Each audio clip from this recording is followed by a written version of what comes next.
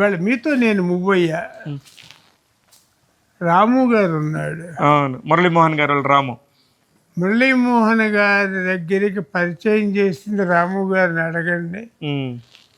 రాము గారిని మురళీమోహన్ గారికి మొదట్లో నాగేశ్వరరావు గారని రండి ఉండేవాడు కదా. అవును, నాగేశ్వరరావు గారి దగ్గర ఈయన ఉండేవాడు అసిస్టెంట్గా. ఓకే, అక్కినేని నాగేశ్వర గారి దగ్గర.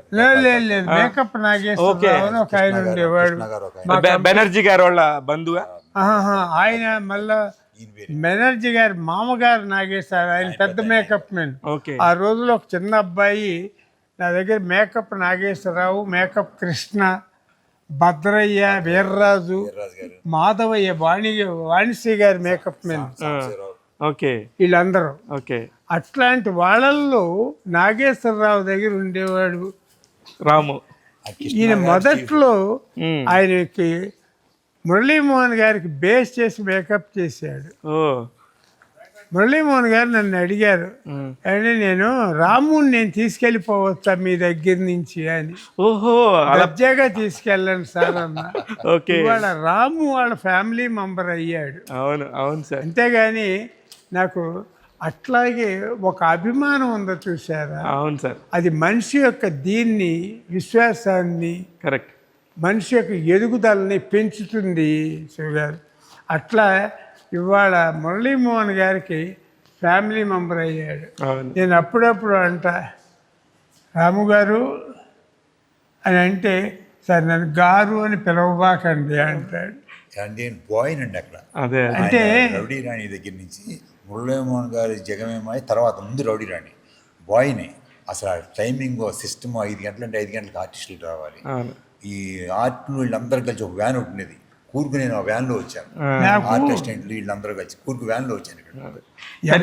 ఎవరిని కూడా వద్దని పెడతారు. రాము గారు వద్దు, రాము నాకు అలవాటు లేదు శివ గారు. అదే ఏది నా దగ్గర పనిచేసిన బాయ్ని కూడా గురాయని నేను ఎప్పుడు పిలవలా. వీలైతే పేరు పెట్టి పిలుస్తా, లేదా బాబు ఎట్రా అంట. అయితే సార్, ఇప్పుడు అసలుకి ఇలా చెప్పాలని కానీ ఇలా మాట్లాడాలని కానీ మీరు ఎప్పుడు ఆలోచించారు సార్? అసలు ఎందుకు కోపం రాదా మీకు అసలుకి? లేదండి, మీరు కొంచెం కల్చర్ పెంచుకోండి. ఎదుటి మనిషికి గౌరవం ఇవ్వండి, ఎదుటి మనిషి మిమ్మల్ని గౌరవిస్తాడు. Okay sir. నిజంగా నేను మురళీమోహన్ గారిని ఇంట్రడ్యూస్ చేసినప్పుడు ఒక మాట చెప్పాను. ఒకసారి రాము గారికి కూడా తెలిసి ఉంటుంది. మా ప్రొడక్షన్ బాయ్స్ అందరినీ పిలిచి, కొత్త ఆర్టిస్టులని అండర్ ఎస్టిమేట్ చేసి బిహేవ్ చేయబాకండి,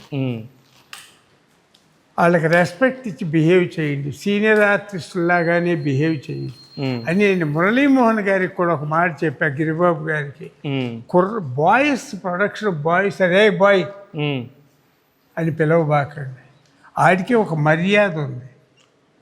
నేను దేవర ఫిలిమ్స్లో ఎంజీఆర్ గారికి ప్రొడక్షన్ బాయ్గా టీ గ్లాస్ అందించిన వాడిని. ఆయన కొన్ని సంవత్సరాల తర్వాత నేను ప్రొడ్యూస్ అయిన తర్వాత అమితాబ్ బచ్చన్ గారి ముందు నిన్ను ఎక్కడో చూశాను అన్నాడు. సార్, దేవర ఫిలిమ్స్లో నేను మీకు టీ అందించిన ప్రొడక్షన్ బాయ్ ఇంత పెద్దాడు అయ్యి వాళ్ళ అమితాబ్ గారితో సినిమా తీసి అంత ప్రొడ్యూసర్ అయ్యావంటరా. ఆ తర్వాత అన్నాడు డాయ్ అని, తమిళ్లో డాయ్ అంటే ఉరాయ్ అని, ఆ చదువుతూ. Okay, nothing sir, thank you. ఇది లైఫ్లో చాలా నేర్చుకోవాలి శివ గారు. నేర్చుకున్నాం, ఇవాళ ఆచరిస్తున్నాం. నీకులో ఇవాళ హోదా, పరపతి, డబ్బు పెరిగిందని కొంచెం అహంతో బిహేవ్ చేయకూడదు. Correct sir. అహం మిమ్మల్ని నాశనం చేస్తుంది. Correct sir. ఎందుకంటే డబ్బు ఇవాళ వస్తుంది, పోతుంది, హోదా పెరుగుతుంది, ఒక్కోసారి పోతుంది, కానీ మనిషి అహం నాశనం చేస్తుంది మనిషి.